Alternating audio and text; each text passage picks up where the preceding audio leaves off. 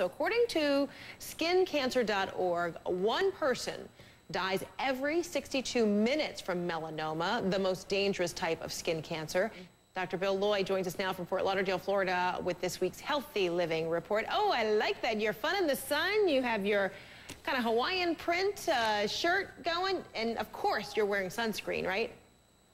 Of course you do. And, you know, we have to be careful throughout our life because of long-term sun exposure. And the damage is cumulative, Frederica. So that means we have to have different strategies at different times of our life to protect ourselves from all the changes that can come from long-term sun and UV.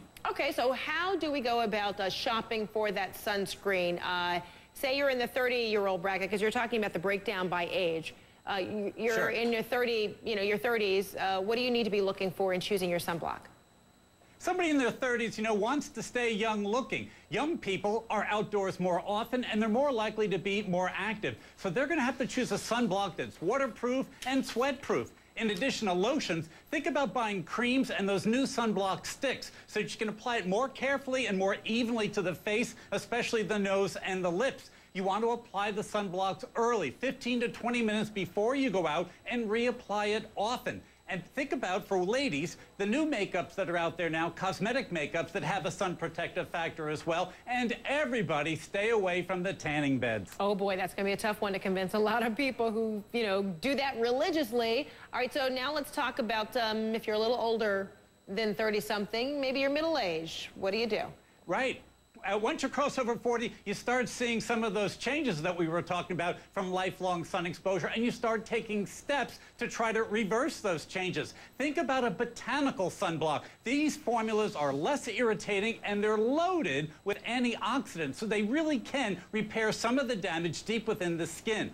Always choose a sunblock that has an SPF factor of 30 or higher, and be careful of the ingredients that are in your sunblock. Like we mentioned, people in this age group are probably applying retinoids and other, age-defying lotions to get rid of wrinkles. That makes the skin far more vulnerable to sun damage. So make sure there's no parasol or avobenzone in your sunblocks. It will only make matters worse. Wow, and wear a hat and sunglasses at all times. Now, say you're 50. Don't forget the hat. Yeah, oh, I like that topper. Very stylish, Dr. Bill. Okay, Very so say you're 50. Yes. I like it. Say you're 50, then what do you need to be concerned about as you make a selection? Well, then certainly you've already got the skin damage there now, and you're probably already seeing a doctor about little patches that you may have from lifelong skin. You probably already have a couple other health conditions in your medical record, like diabetes or high blood pressure, so be careful. Those other diseases, arthritis and several others, can make you more prone to the sun damage. And the medications that you may be taking for other health-related problems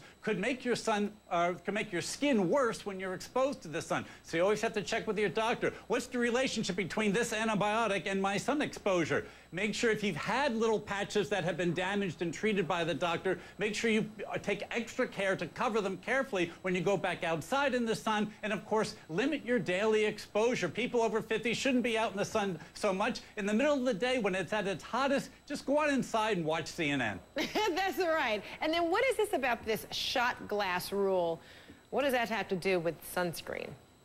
A shot glass is 45 ml of fluid. This is how much fluid or sunblock that you should be applying each time you put a sunscreen on. What? Most people don't put enough sunblock on. Like your whole body, or you mean just one area?